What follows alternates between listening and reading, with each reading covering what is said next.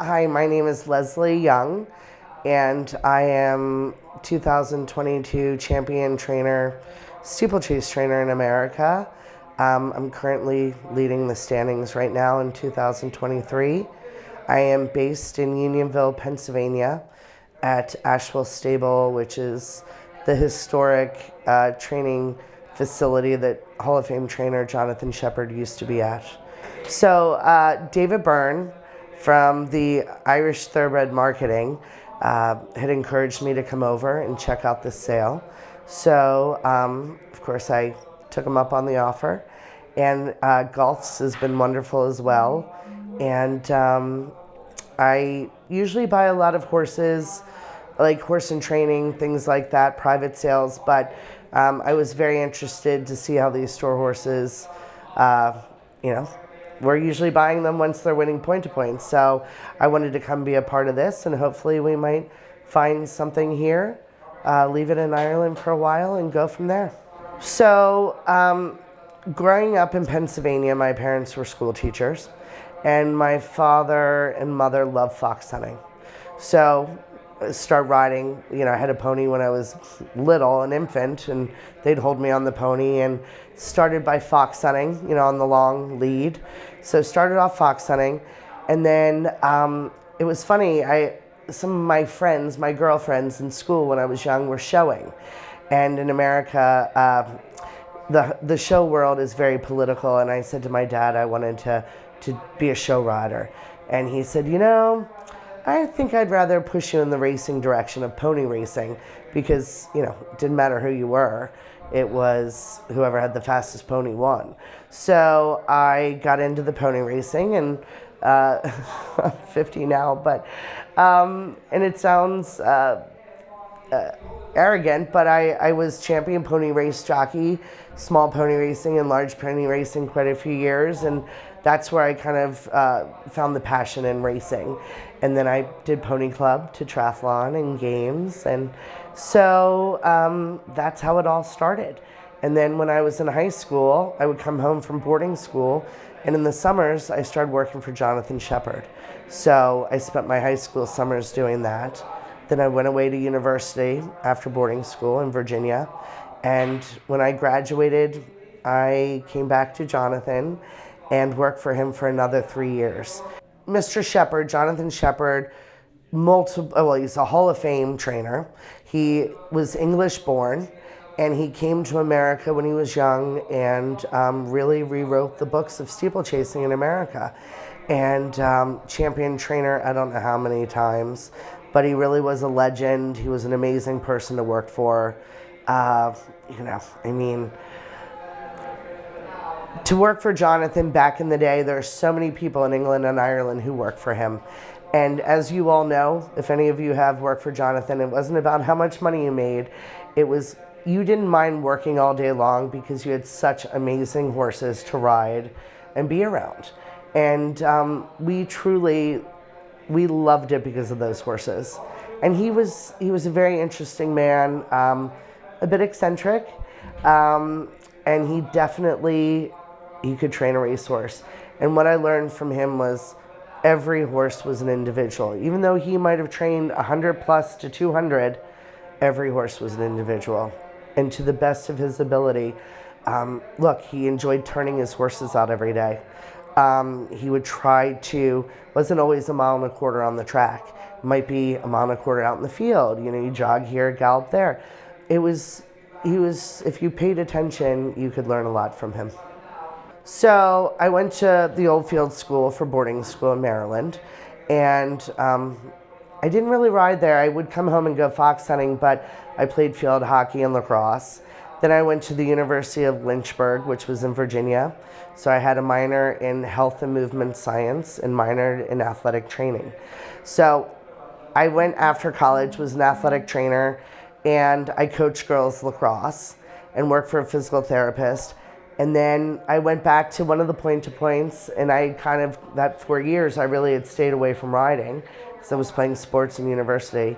And I went to the point-to-point, and it was so good being back. And then to be honest, I saw this cute Irish fellow named Roger Horgan, and it kind of just got me back into wanting to be back with the horses. So I went back to Jonathan's and I asked him for a job and went back galloping out and started dating Roger Horgan then. And we did get married in 2000. We were married for 5 years. So he was riding as an amateur. I was galloping out horses. And then I did take a break for a while and we went to the flat track. So I worked for the Dr. Mark, what's his name? Dr. Mark Cheney. And so worked at places like Gulfstream Park, Keeneland, Saratoga as a vet tech, as well as working on the flat. And Roger was then an assistant for Kenny McPeak. So it was an interesting lifestyle. You learn a lot when you go to the flat or jump racing, and you take what you like and you put your own thing together. And for Roger and I, we were great friends. We still are. It just, I think we're a little young and we had two different ideas in the end. But then I came back to steeplechasing when we split up. And I think it was a year later I met Paddy Young, and he had come over to be an amateur. And we were great friends and got married in 2007. So Paddy was from Banbridge, County Down. His father, Leo Young, was a point-to-point trainer, and his brother Jeremy was into racing as well, was Paul Nichols' assistant for a while. And Paddy's sister, his late sister Kelly, she passed away from cancer, but she also rode point-to-point races. So they did it in their family. Paddy then traveled to England. I think he spent a year or so at Henderson's, and then he was with Henrietta Knight for 5 or 6 years. And he got to ride Best Mate in the beginning. And Paddy was a brilliant horseman, and he truly understood horses, still does. He was 5-time champion jockey in America, and sadly in 2017 he had a fall, and the horses coming behind, he got kicked in the head, and he was in a coma for 11 days, had the skull plate removed. So it was very touch and go, and he did recover. Physically fantastic.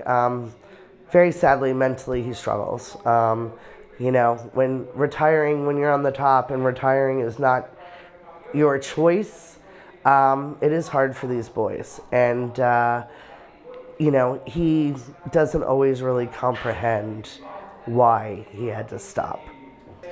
So I was with Jonathan it was right after college, so I think it was 96 until, I think it was almost 99, 98, 99. But Paddy was a hard worker, dedicated. He didn't drink. He was focused. And even after we got married in 2007, Paddy was so focused about the horses in the barn and the children. He always made time for the kids. But I would have said I got my license then in 2007. So it was interesting when I worked on the flat track. I got to meet a lot of different owners and trainers, and there were quite a few that I stayed in touch with. And I'd gone to the Keeneland races for the Royal Chase. They had the grade 1 there at Keeneland. And I ran into a friend of mine who had trained, that I had worked with the vet, going into their yard and helping. And Darren Miller was his name, and he said, I have a lovely dynaformer here, Les. Somebody was looking at it to be a jumper, but they kind of lowballed the price on the horse. And he said, would you come see it? And I said, sure. And he said, well, do you have your license? And I said, no, I don't. He said, well, would you ever think about getting your license? So it was for Tommy and Bonnie Hamilton from Kentucky, and they are Silverton Hill, and they are the most amazing people. And if it wasn't for them, I never would have gotten my license. And they would have been the people that had Path Fork. I don't know if anybody remembers Path Fork, but he was with Jesse Harrington, and he was running against, I think he was leading 2-year-old in Ireland back when Frankel was a 2-year-old. He just was hitting Frankel later on. But wonderful people. So I got my license. I got that horse, and 3 months later, we won the maiden at Saratoga, and it was my first runner. And I thought it would be downhill from there, but it was great. It was great. Yeah, that was my first runner, first winner, and Paddy, obviously, was my jockey. So it was real family affair, and it was great. Paddy was working for Sandy Nielsen at the time, and that was George Strawbridge's stepdaughter. She was training for him. So Augustin Stable, it was a great job for Paddy. And I was working for a local vet at that time. So we just had one horse, and we were at the old Burley Cox Hermitage Farm in Unionville. We rented a stall, and we were a mom and pop one horse operation. And so we were small because Paddy was still really full force riding, and we'd have a couple, and then I think Silverton sent us a couple more. And there for a while, it was just maybe like 5 or 6 horses. In 2000, I think it was 14 or 15, we actually did finish second in the trainer standings with 13 horses. But I mean, by far I had the best jockey, so that was a plus. And it was just putting the horses in the right spot. But Paddy and I really worked together. We did it together, and we kept a small stable, but it worked. And we were able to, make a living off of that. And, he was still riding races for other people. In 2017, when he had his injury, it's the highs and lows of the sport. 1 minute you're on top and you're leading jockey and our horses are flying, and the next minute you're in the ICU on life support, and you become numb. I was very numb for a while, and I had some very good friends who stepped in while I was in the hospital, and I had some very good owners, and then I had some people that left me high and dry, and you learn a lot, and I think at that time, and I'm sure people thought I had my hands full, and I did. My children were 8 and 9. My stepson was, first year in college, and my parents, early 80s? So it was a lot to kind of juggle, and I will say the steeplechase community, number one, I have to say, the Irish, I'm not sure what you call them, but the Irish Jockeys Guild or Jockeys, Injured Jockeys Fund from Ireland, was the very first phone call I got. Over the American, over anything, they called me, and they were very good. They offered to see if I needed his mother or family sent over. And I really appreciate that they reached out so quickly. Paddy had been in the country for how many years, and they were on it. So I did not take them up on that offer at that time, but they were fantastic, and I appreciate that. And I will say the British Injured Jockeys Fund, Oaksey House, and the people there were absolutely incredible to help me do some things for Paddy and try to mark out a plan. Didn't necessarily go to plan, but they were brilliant. They went above and beyond, and I appreciate that. So, we kind of went from having 20, 25 horses down to 13. And I just kind of looked around the next year, and I'm like, okay, my husband's unemployed. He's injured, can't work, can't drive. I still have to make a living. And half of it was, to be honest, half was sheer ignorance that I was going to prove people wrong that I could do it.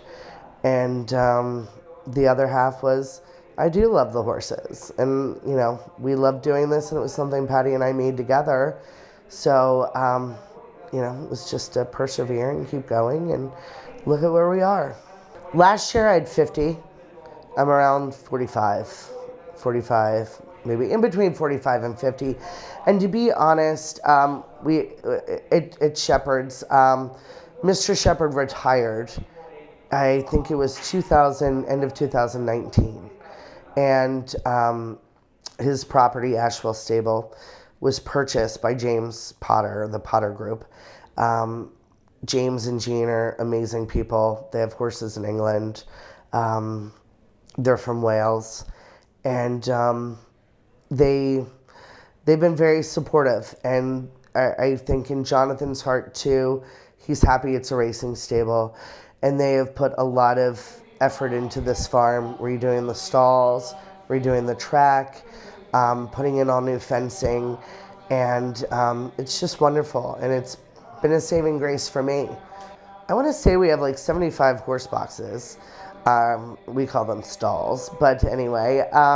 We also have a 5/8 5-bar wood chip track, and we redid that. Jonathan had put that in, but we took it down to the base. It needed redoing. It's absolutely beautiful. We also, we have lovely turf gallops up hills.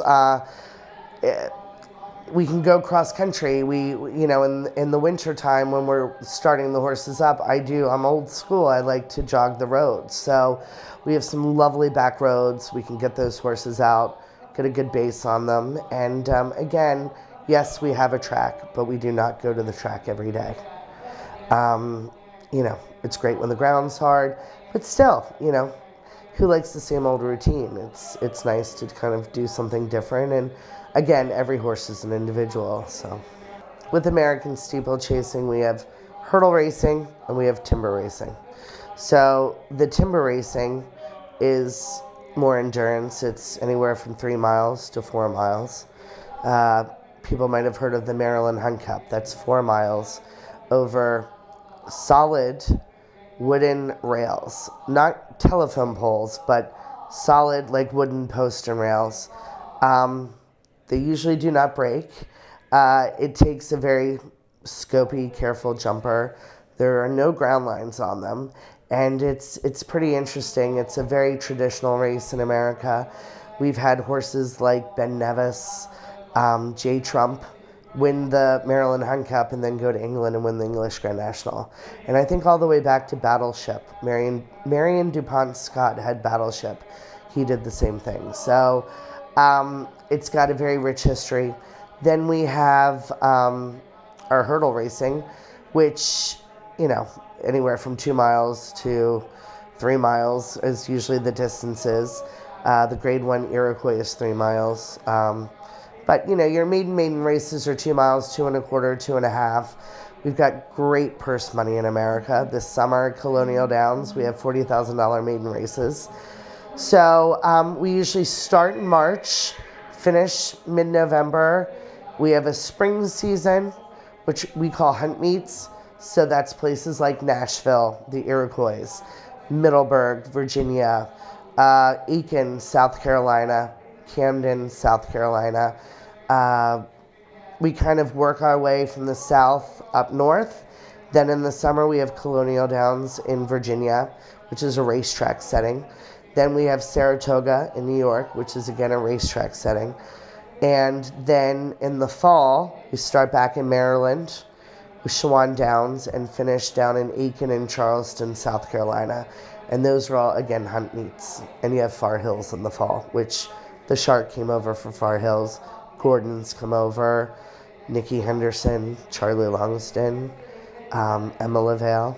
It's been fantastic. We have the Irish and the English who have been coming over for the Iroquois in Nashville, Tennessee, or Far Hills in New Jersey. I embrace it. I think it's great. I think it's very sporting that people want to come over. I always would welcome them into my barn. I've been very lucky. I've had Charlie Longston. Nikki Henderson, Brainpower, stayed with us. We had Dermot Weld. He sent a horse over. So it's fun. Like, we bring him over. We give you a place to stay. And I don't know. I'm sure some people get competitive, but I think it's fun. So I hope that if I ever have a horse to go over, I'll have a place to stay. Our hunt meets, they're all by sponsorship. So obviously during COVID, it got very tricky. Like, we really had great purse money before COVID and a lot of racing. COVID did put a damper, but kudos to the National Steeplechase Association. They did try their best and kept us going. They, you know, to the hunt meets that still ran with no fans, when you're trying to do it on sponsorship, you know, they did a good job keeping us going, because for me, it's not a hobby, it's a business.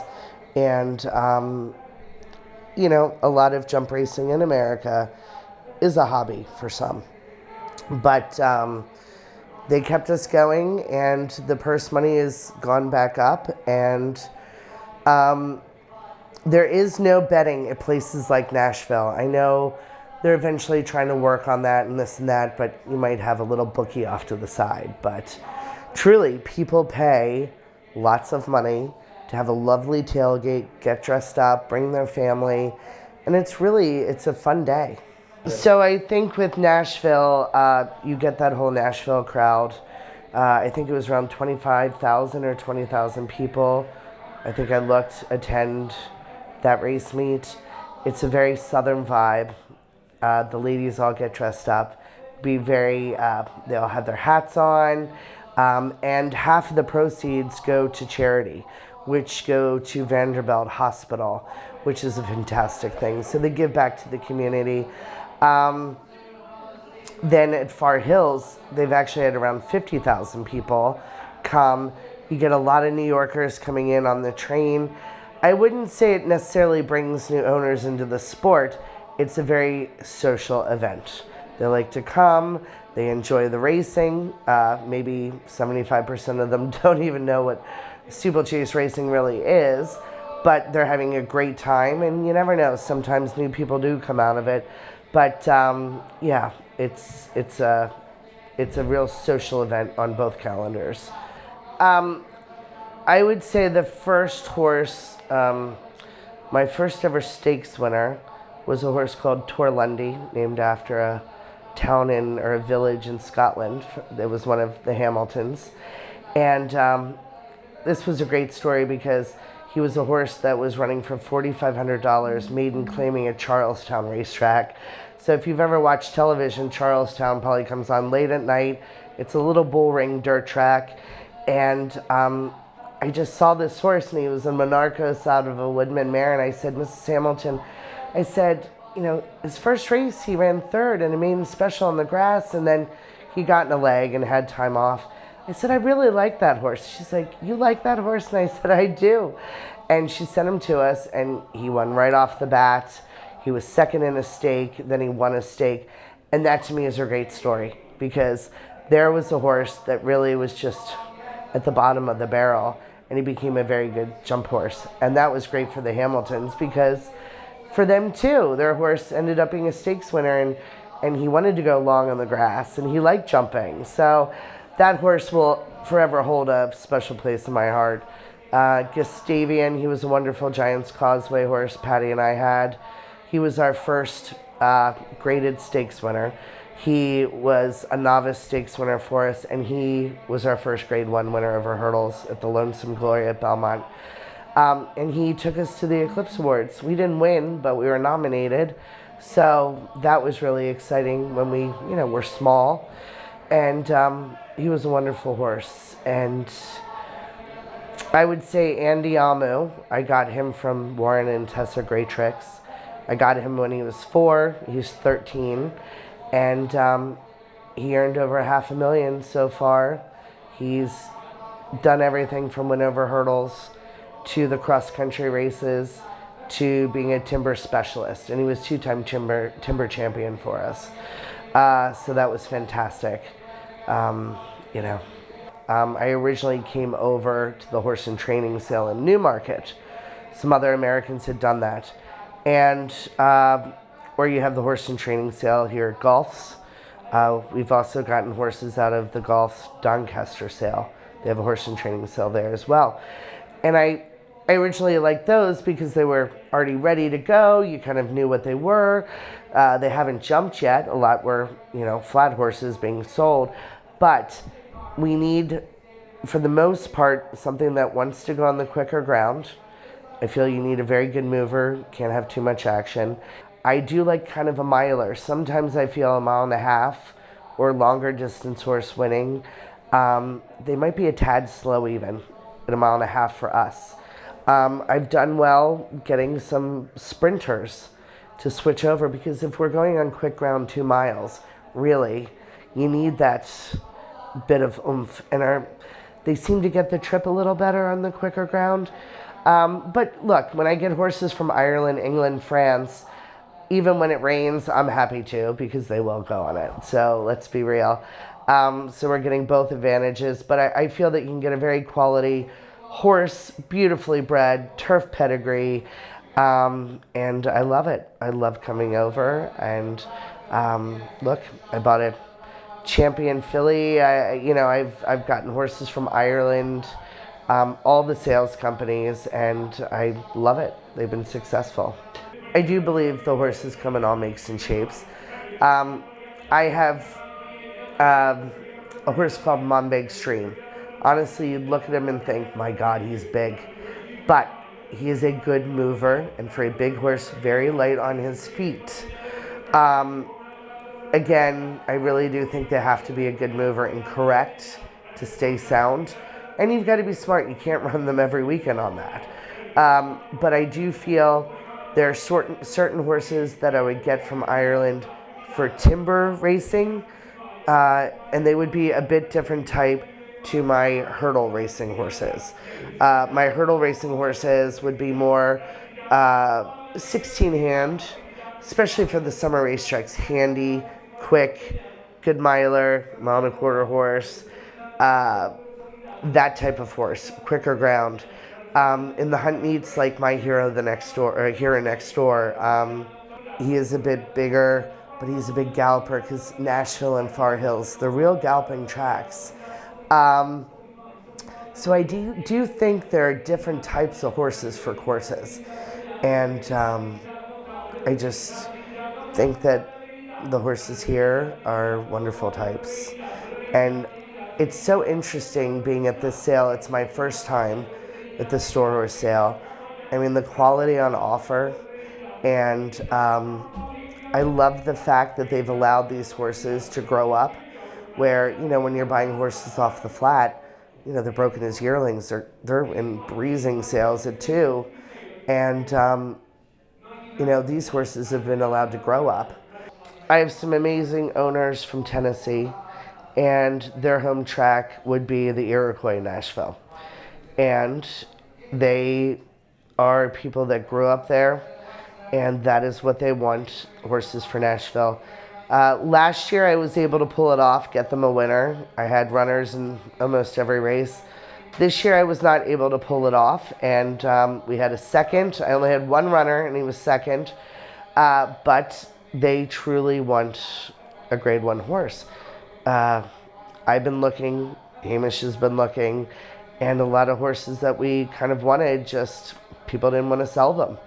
And so I will say Hamish came to me about high definition, and he made it happen. So I've got to make it happen in the spring, everyone. Say a little prayer. But he is a classy, lovely horse. Joseph has been wonderful, and his team that he sent over with the horse, they've been very transparent and willing to give me the best information and advice, and hopefully I will do right by the horse, and I will get him to Nashville. So, but I mean, look, he's second highest rated horse in America right now, and he's broken his maiden. So, look, Hunt Ball came over. He was a high rated horse, but these are two different types. And hopefully he'll suit and put him in the right spots, and hopefully I will have him for the spring. That is the main objective. 75% of my horses are Irish bred. Then I would say English, French, and American, kind of at the same. Maybe I have like a couple French bred horses as well. So, yeah. I love my authorized filly. I bought her from Cormac.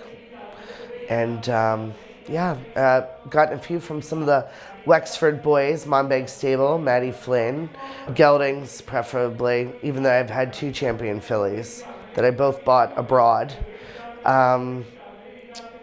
It's hard.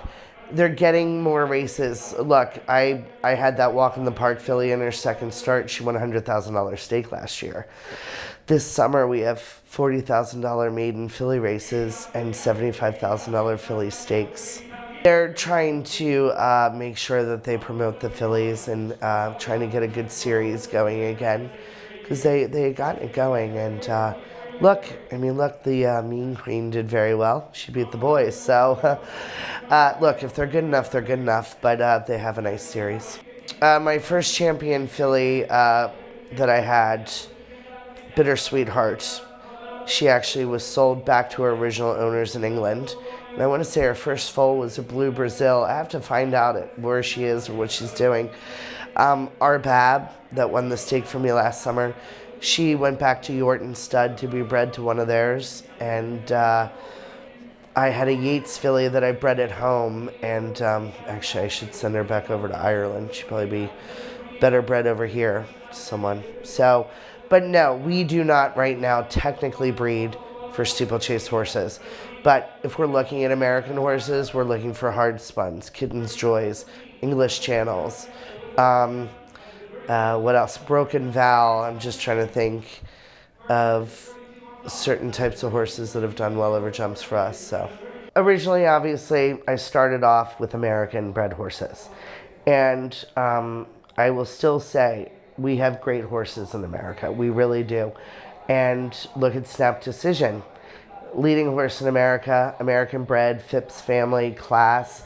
But I feel that a lot of times you have to get them from the right people, the right connections, because they are not trained the same. When you're, and I want to kind of point this out, in America, a lot of the trainers are training at the track, so there's no turnout. They're always training left-handed. And I love flat racing. I loved working in flat racing, but that's why I do like to come to Europe, because I feel the horses are trained a little different. I love buying horses from Andrew Balding's. They're going straight. They can go right-handed one day, left-handed the next. I feel it's just better for the horses. And two, and this could be an issue that we're running into, it was always great to come to Europe and buy a horse that possibly bled, because we could put them on LASIX. Now it's changing. You cannot run on LASIX in stakes races in New York or at the racetrack or Colonial Downs. So at the hunt meets you can, but at the racetrack you cannot. So that too has changed a little bit of the dynamics. And I don't know, me personally, I've worked for plenty of vets, and I don't think LASIX is your issue with horses' soundness.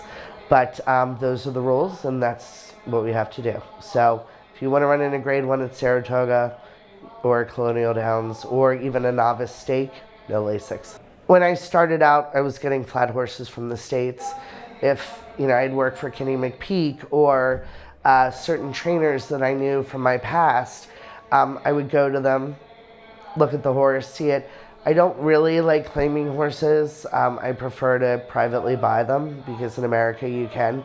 I did claim one horse, got him out of the claiming ranks for $4,500.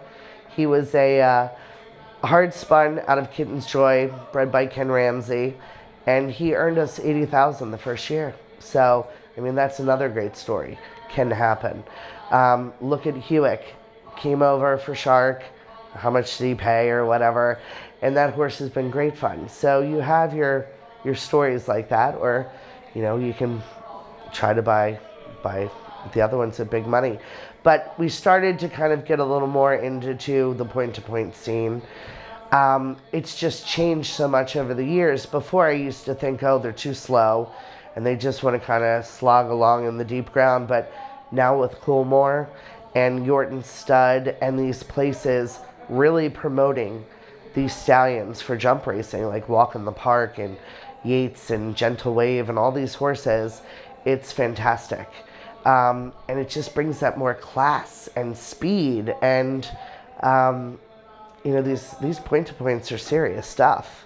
I went to my first point-to-point back with my first husband in Cork, and it was fantastic. It was in January. The mud was up to my knees, and we had the little Peugeot 10 whatever get pulled out by the tractor, and it was fantastic. Then I went again in November. I went over to Tattersall's point-to-point.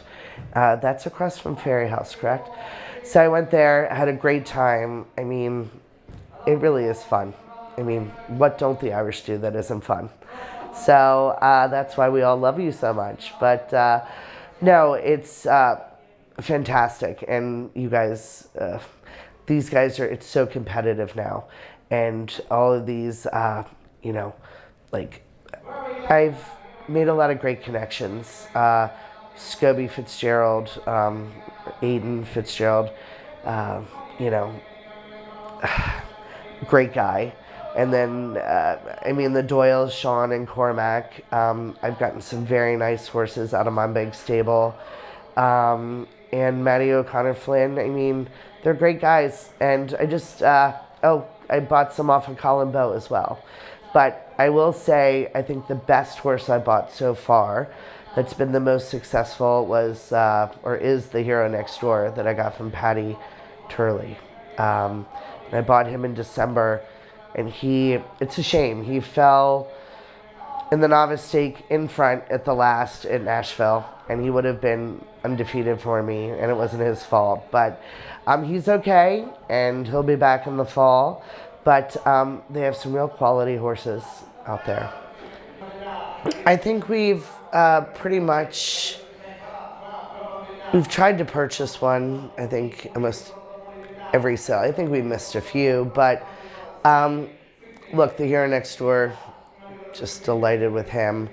The last sale, we purchased a horse called Chosen Judge, Ireland's Call, and Foxy Walk.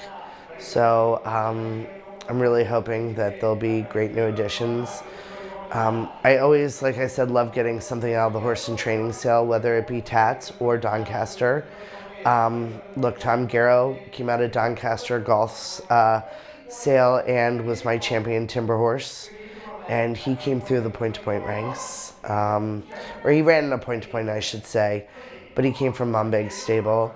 You know, I bought another one at Goffs, a Camelot filly, back over the winter. She won for me in America.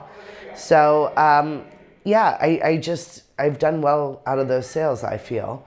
And at all different price ranges. Look, I had one I got out of the horse and training sale for $10,500, and he won first time out sanctioned. So, you know, it just depends if they're the right ones, and it works. So originally I would come over and do it myself, and I do like picking out horses, and you know, I think I've picked out some nice ones. But then HAMISH MACAULEY has done a really good job for me in finding me horses like Rhodesian and the Hero Next Door, Caramelized.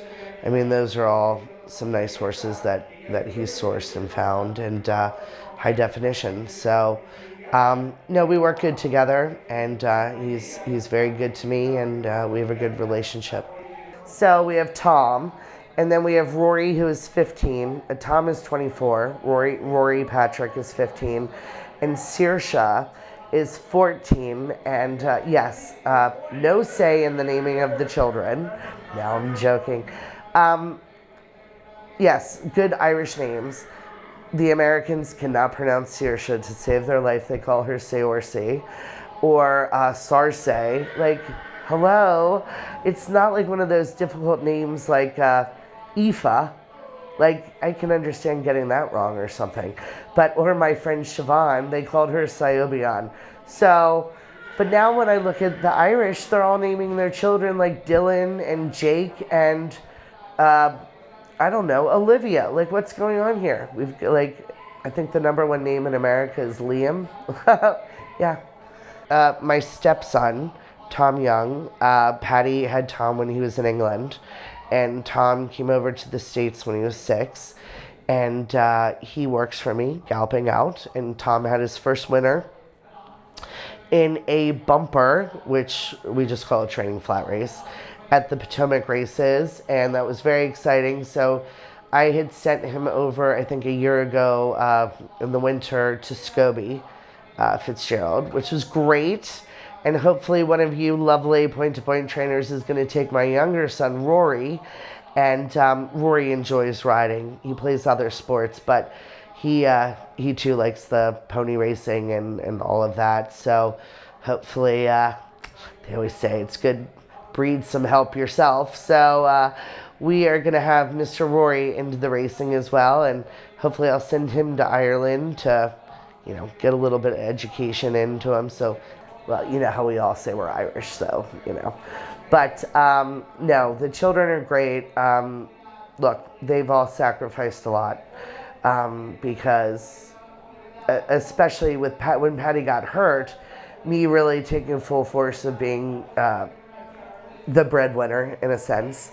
And the children, they had to adapt very quickly to a different lifestyle, and they've been brilliant. They're great kids. I mean, they really are great. All of them are great kids.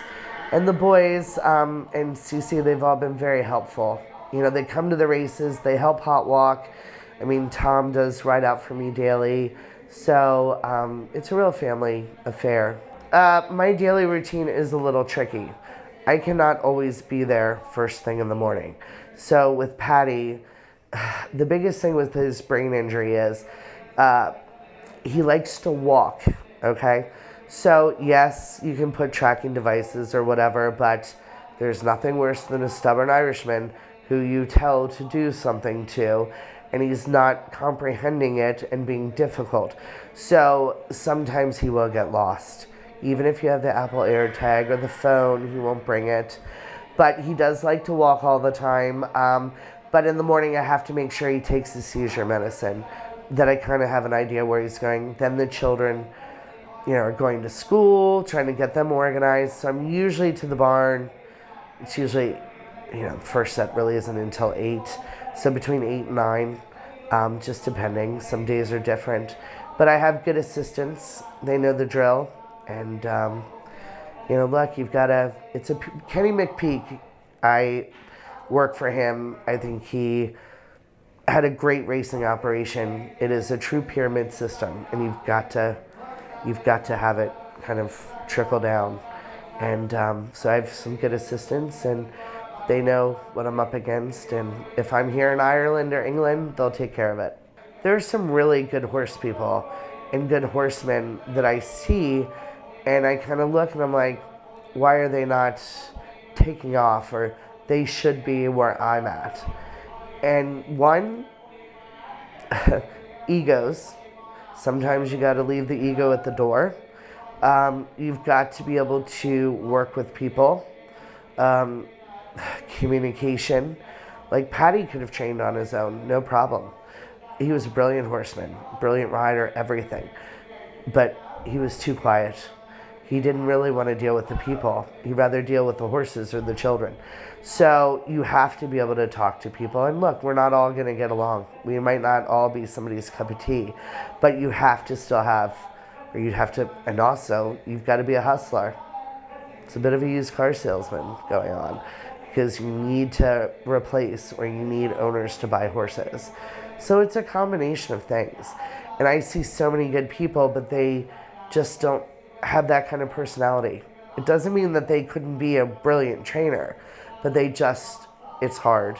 And then you have people that are, some people are handed things and others aren't. And if you want it, you got to go get it. The only thing we need is I would just like to have maybe about 100 people from Ireland. We could do a syndicate. You could come to America.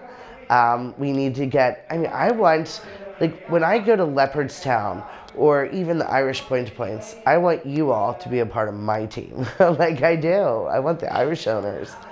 The best advice I have for any trainer, young trainer, anything like that is, one, at the end of the day, no matter what you feel pressure-wise from owners or from riders or even from yourself, do right by the horse.